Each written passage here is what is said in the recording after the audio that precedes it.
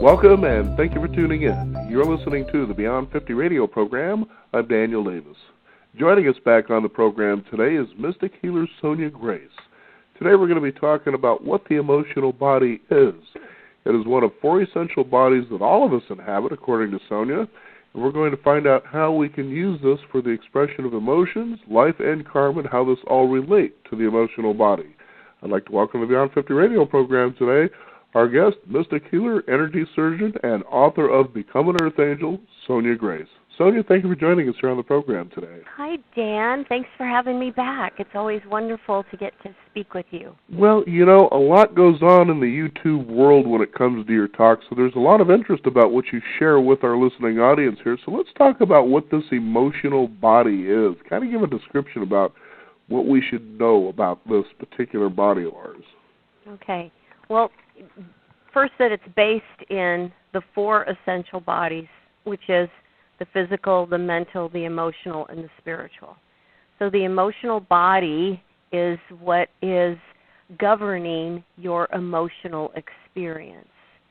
And that's, it's a way of sort of, they all work together, but it's a way of separating things out so that we can see a little more clearly or feel a little more clearly what the differences are. Like, okay, this is my brain thinking this. I'm in the mental body.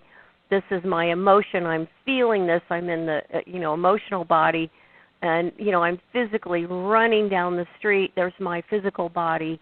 And I'm, having this spiritual experience. There's my spiritual body. They are constantly interacting with each other. You cannot separate them. But in the focus of this emotional body, it is a really good opportunity for people to drop in and understand how that works, how our emotions are the the dialing in numbers for our karma. It's the main switchboard for our experience here on Earth. Now, it's interesting because when it comes to emotions, as children we seem to not really have much of a problem not only expressing these, but also moving on after we do. But by adulthood, for some reason, we start concealing them, hiding them, running away from them, and we find ourselves turning into an eventual mess when we do this. So it's very healthy to not only understand what the emotional body is, but also the expression of those experiences that we have emotionally. Right. Well, the expression as children is quite easy, and usually somewhere along the line for everyone, there's what's called emotional wounds, and we are wounded in various experiences in our childhood, be it minor or even an emotional arrest where we just literally stop and we don't continue necessarily to develop. We stay in that emotionally arrested 3-year-old, and the rest of us grows, but there's part of us that stays stuck there. Those are the components that bring us as adults now into not being able to express something or share what we're feeling on that emotional level, because we're really dealing with this enormous template that we learned from our parents. And they learn from their parents, and they learn from their parents, so there's no one to blame here. It's just how the human experience is. We learn the behavior, the emotional expression. We imprint everything from our parents. From the time we're in the womb until we're about 3 years old, it's like that's all we're doing. We're imprinting. And then, and then we start to express it, and we're expressing it more and more, and we're trying it on, but we're expressing what we've learned. And not only have we learned a lot of these emotional sort of expressions, but we've also brought in our karma. And our karma is very much related to those emotional wounds that we inevitably end up experiencing. And, I've talked to people on the phone, clients who have said, I don't have any emotional wounds. I had wonderful parents, and they were great, and nothing ever happened to me, and blah, blah, blah, blah, blah. And it's great if people feel that that's their experience. But, when I do a little digging and find out that the person didn't get picked up from school and thought no one was coming to get them and was actually quite wounded, feeling abandoned that no one was going to come and get them, and they were only 5 years old. That's not anyone's fault. It's simply an experience of this is what an emotional wound is, and it's linked to your karmic past and other incidences of being abandoned. It just seems interesting that it can be subtle but yet pretty wounding and deep all at the same time. Right. Well, exactly. But, it's because of the karma. It's because, let's take the person I was just talking about. We've got lifetimes of being abandoned, lifetimes of abandoning other people. And so some minor incident in this lifetime, it seems minor to us because we know the mother is going to come and pick the child up. She got delayed in traffic, and, subsequently the child thought no one was going to pick them up, and there's the wound. It's nobody's fault. But that wounding directly related to abandonment is triggering all through that child's karmic stuff. So it's not, the way things are experienced and how they reverberate through the universe is very different for each person. The one thing that we all have in common and that we all share is our emotional body and what we feel. You feel pain, I feel pain. You feel sadness, I feel sadness. We all share this enormous palette of feelings. That's the commonality. When people say we are one, we are all one. I love it when people say that because we're all such individuals, but we share this oneness of the emotional experience. That certainly makes a lot of sense, too, but my question would be also, as I was stating earlier, it seems that as we get older, we tend to want to put these feelings on the back burner, like not honor our emotional body and experience what we do through experiences emotionally. Why do we decide to do this? Well, a lot of times, when a child is really expressive and, I feel this and I feel that and, going on and on about their experience, and parents are frustrated and having a hard time dealing with maybe, finances or, someone's sick in the family, there's a tendency, and I'm sure a lot of listeners can relate to this, for the child to be shut down. No, I don't. No, that's not. No, no, I don't want to hear it. It's like it's everybody being slightly out of balance, and the child ends up being shut down. And then the child, from being shut down, can also be discredited. Oh, you don't feel that. Stop crying. That's ridiculous. You didn't feel that. The feelings are discounted. And so from there, we end up as adults discounting our own feelings, not trusting our own feelings, and feeling that, whatever it is that we're feeling, I don't know, it may not be right. I better just not think about it. And a lot of people end up really stuffing their feelings, and they stuff their feelings into the physical body, and that's where the physical body, starts playing various songs that we all are familiar with, called cancer and illness and fibromyalgia and arthritis. I mean, all these illnesses that are a part of the physical body experience has everything to do with what we have stuffed down there. Oh, it just seems like it gets complicated there after a while, rather than just allowing the emotions to flow and be expressed. Is that a behavior that becomes difficult over time to relearn? For some people, I think it's challenging. I think some people get really caught up in how others see them, how others are viewing them, public opinion. What are they going to think of me if I say something or express myself? For other people, when they reach a certain age, it seems like there's no holds barred. They've just had it, and they're ready to really express themselves and get those feelings out.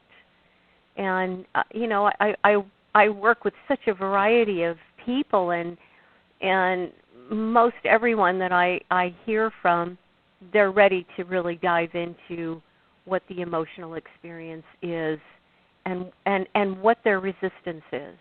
When we feel resistance in our body, like maybe you have some kind of pain in your low back or your hips bothering you, I call that resistance. And we get into that resistance. Like, why do I have that resistance? What am I resisting right now? Because that's really what the body does. Is it literally holds on, pulls back. And just breathing into that resistance, just taking your breath into that part of your body and feeling that area that I'm calling resistance can release a lot of stuff. I mean, it's really powerful. But, we're living in a society where 99.9% of people are holding a phone in one hand and they're driving or they're on a computer. They're doing something other technology based, and we're very far from our feelings. I mean, if I have anything to say to your audience right now is we have to get back to feeling our feelings because we are getting farther and farther from it because of technology. And as wonderful as that technology jump has been, it's literally taking us from where we were in the heart now into the fifth chakra, the fifth dimension, and we're zooming right up into the sixth, into the mind, because we are. It's like we're all supercharged. Yay! This is so much fun. I can multitask. I can call my mother and be on the computer and watch a television show all at the same time. We're delighted that this is happening, but we get further and further from that emotional body, and then we discount what is the human experience. I mean, our emotions are what the human experience is all about. Because the emotions, this is the cool part, this is where it's really like, okay, this is how it works. When we feel something, it's like a big vibration that goes out into the universe. And that vibration is met by like vibration. So as we're like emoting and feeling pain or happiness or, abandonment, whatever it is, we're connecting with like energy. So when we truly understand our emotions, we truly understand how to work with our emotional body, we no longer have to send that signal out. We can ground that signal. We can send it into the ground. We can get really grounded, feel the feeling, process it, experience it. Okay, I feel sad. This is what I'm sad about. And really feel it, process it, and then release it. But most people are, feeling the feeling. They're sad. They're crying. Their energy's going out all over the place, and it's connecting up with all this other sadness and, pain. And we see this in world events all the time. And what that does when we hook our energy up in that way with like energy is we keep the karmic wheel spinning. We keep karma going. We create more karma collectively and individually. So it's real important, in my humble opinion, to really understand the emotional body. Well, I think it's actually very important to understand this because, as you were mentioning, Sonia, that we seem to be in a society today that is driven by distraction. Mm-hmm. We want to be distraction with our cell phones. We want to move on to the next project or on to the next friendship or on to the next job. Whatever the case is, we want to move on from where we are to something else because we believe that something else might bring us what we don't have, when in fact we have everything we need right where we're at. It's just a matter of honoring it sounds like. Right. And honestly, Dan, in again, this is in 30 plus years of doing this work, I feel we're really an addicted society. I feel that this running to the next thing, it's like we're all looking for that high. We're all looking to feel good. We're all looking to have that whatever that is, but because we are very addicted. And I'm not just talking alcohol and drugs. I'm talking, computers, phones. Always texting. something outside of ourselves. Yeah, we're addicted. And to me, until, our society as a whole really stops and understands what addiction is and how, they always describe in current terms alcoholism as being if someone around you is drinking and their drinking is a problem for you, you like have a problem with how much they're drinking, that person's considered an alcoholic. But it has such a bad stigma, everybody goes, "Ooh, alcoholism, that's that guy who's drunk laying on Skid Row," No, we have so many addictions and people who have problems with the person they're living with or their friend or their family member who are indulging in something way over the top that is a problem. And I see this in, again, in the avoidance of dealing with the emotional body. I don't want to deal with my emotions. I don't want to feel that pain. I don't want to deal with the fact that, I was beaten as a child or whatever the person's woundings are. It's much easier to just go into denial and say, I just want to check out. I don't want to feel any pain. So whatever their choice of addiction is, be it, obsessively watching, television to gambling. There's all kinds of addictions.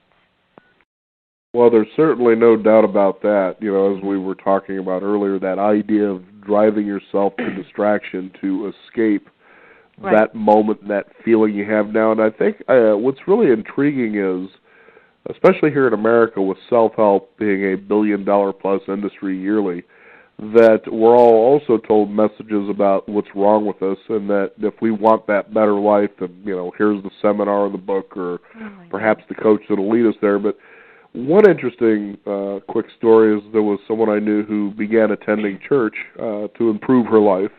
Mm-hmm. And here she was going for a good couple of months, and she finally said, I've been going to church regularly now for probably 2 or 3 months, and I don't feel any happier. And I thought to myself, and then I asked her, I said, so what made you think going to church guaranteed you happiness? Mm-hmm. And what's fascinating about happiness alone is that really is an illusion. You can't be happy every minute of the day. You can certainly prolong happiness and the frequency of it, but it's just not possible, and that's why we have an emotional body, so you can feel more than that, because I believe from what you're saying, Sonia, is that as we experience these emotions the way we should, as we develop that karma that comes from that particular action, that embodies the sum of who we actually are in our character, doesn't it? Absolutely. Absolutely. And the soup gets deeper and thicker in that we swim around in our human experience in dualism. These emotions that we feel, I feel happy, I feel sad. Oh, I feel so light today, but it's really dark outside. It's all in duality. We're constantly measuring everything and our experience in this emotional body through dualism. Constantly. That's how we measure our experience. Only now we're in this fifth dimension, and it's a much higher vibration. And dualism is no longer going to be the template of which we have a human experience. It's literally breaking apart. And I'm watching it. It's fascinating to watch. I'll have, a whole bunch of people calling me, making statements like, I just want to be happy. I only want happiness. I only want to be around positive people in my life. I'm moving to an island. I just want to be positive and happy. And it's like, okay, all right, that's your choice. And then I've got, people who I talk to who are just totally depressed and sad and very dark in their energy. They're having a really hard time. So here's two extremes, and what those two extremes are not understanding is that the whole world is in dualism. So when you've got a whole pocket of people going, yeah, we're just going to be positive and we're only going to have happy feelings, that has to play out somewhere else in the world. That has to be expressed in opposition somewhere else in the world. So we've got, some pretty dark, nasty things going on right now in Syria, but we've got, a whole lot of positive stuff going on over here. And what I promote and what I share with people is that we have to be in the center of all of this. We have to recognize that while we're in dualism, there is the light, there is the dark, there is the good, there is the bad. There is all of these experiences because of the emotions that we have to sort of navigate our human lives. But there is being in the center of all of it so that we no longer jump into one side or the other. Our energy isn't going into, oh, we have to be good and positive all the time, or I'm so depressed and I hate those people, and, how could they do that to me, and, all this negativity. When our energy goes into those places, sure, we're definitely creating more karma for ourselves, but we're also keeping that giant collective karma going. So I really teach in my meditation retreats how to get to the center and be in balance, be in a state of observation where you really appreciate that this is so good over here and that something wonderful happened, but you also appreciate that these people are struggling and it's a very dark time for them. And you're not engaging your personal energy in either place. You're staying centered. You're staying in the middle. I was just thinking about years ago when I had experienced a heartbreak. And looking back on it now, I think to myself, how enjoyable that felt. Mm-hmm. And I know people would think, oh, you're kind of crazy, aren't you? I mean, heartbreaks don't feel very good. They're very painful, which is true. Mm-hmm. But there was something about the depth of the emotional pain that I felt that felt like it was reaching in and cleaning me out, sort of. Right. And when I came to the other side, so to speak, I began to realize the heartbreak had nothing really to do with the person that I am no longer in a relationship with, but it had to really do more with the relationship that I had with myself. Right. That had I had a stronger relationship, honestly, with myself, that person really wouldn't have been of any interest to me in the first place. And so it was interesting to realize that and think, well, not that I want to experience this again and again, obviously, but when you honor that, you come out with a totally different experience and message than you really think initially that emotional experience is bringing you. Right. Because part of that experience for you was karmic. You had karma with that person. You guys had lifetimes of, one person leaving the other, some kind of heartbreak, various configurations, mother, son, siblings, husband, wife. I mean, all kind. We when we reincarnate, we often meet up with the people that we have karma with. And I mean, think of all the people you know in the world, and then think of all the people that you don't know. You don't have karma with those people that you don't know, but you have karma with the people you do know. That's why you know them. And we come back lifetime after lifetime, different gender, different role, different country, different culture, and we play it out again. Okay, you be the mom, I'll be the dad. Okay, this time you be the brother, I'll be the best friend. I mean, we have these different experiences, and I'm sure part of what that was about for you was it was karmic. And that depth of your feeling was lifetimes of, kind of processing and working through that feeling. Mm-hmm. Yeah. Now, Sonia, for our listeners, since we are talking about this, what can we give them today, maybe one or two steps perhaps to get started, to being able to express this emotional body or, experience the emotional body? I think that one of the easiest but most difficult exercises to do for people who maybe feel a lot or people who don't feel much at all and they're not real in touch with what they're feeling is to just close your eyes and check in. What does my right foot feel like right now? And don't say to me, "Oh, it feels fine. It feels good." I want words that are describing it's hot, it's prickly, it feels stiff, it feels blocky, it feels like it's going to explode. I mean, describe what your body is feeling with very descriptive words and write it down. Keep kind of a log. Then go to the left side. What does my left foot feel like? Oh, it feels really light. It feels kind of open. It feels like it's got air passing over the top. Get descriptive and go up through the body. This is what my, left calf feels like, my right calf, my right knee, my left knee, and keep switching back and forth. Well, that's certainly one way to do it. Being able to feel how you are right now in this present moment. You find people really have a difficult time with that, don't you? They do. A lot of people really, honestly, cannot feel much of anything, even in that exercise of feeling the body. And the body is, it's the place that we need to go to. It's so easy for us to go outside of ourselves and get lost in a movie and feel the feelings that, Catherine has for Heathcliff. And, we're like wrapped up in this story.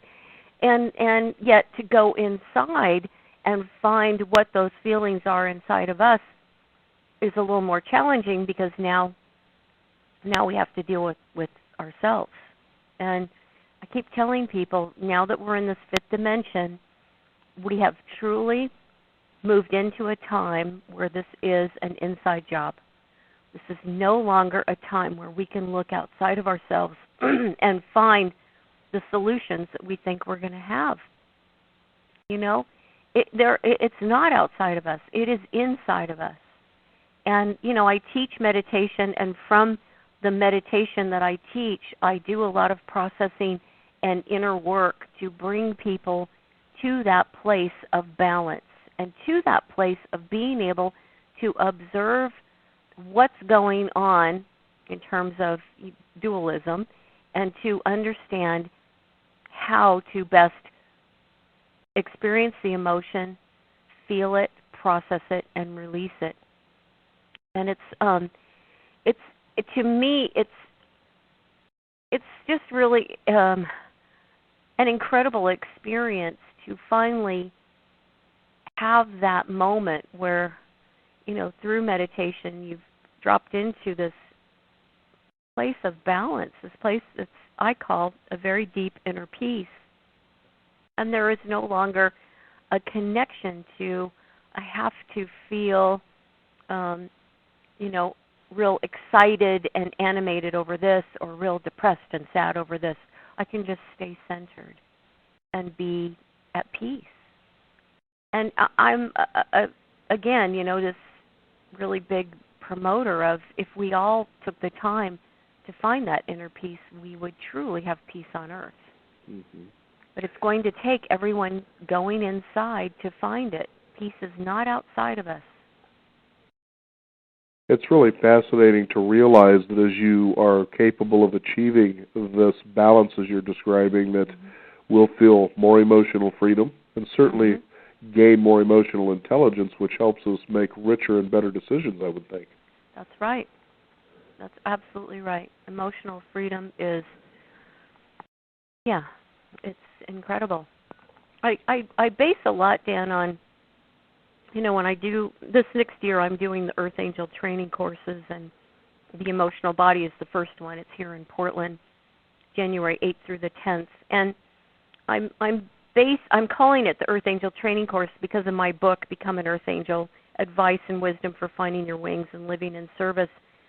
And I have this couple pages in the beginning of the book that are the common characteristics of the Earth Angel. And the reason I'm bringing this up is so many people come to me and say, I'm not doing enough. I really need to know what I'm supposed to be doing. It's like everybody got called, but nobody got the card that says, okay, you're called and this is what you're supposed to do. So people will call me and say, what am I supposed to be doing? I feel like I'm called to service. I don't know what that means. I don't know what to do. And so I wrote down the common characteristics of an earth angel so that people could have some kind of template to work from and to understand that whether you're a plumber or you're a nurse or you're an architect or you're in my industry, you're doing some kind of healing, it's all the same for all of us. We are all in service now that we're in the fifth dimension. So in this first one that I'm doing, the Earth Angel training course, the emotional body is about helping people not only understand what the emotional body is and how to work with that, but how to be in service and manage that part of themselves. And the common characteristics of the Earth Angel, which are sort of the platform of what I will be teaching and basing my work on, is authenticity, a need to help others, integrity, sensitivity, humility, that's a big one, healing, compassion, a sense of purpose, a connection to what you feel through your past lives, and most importantly, love.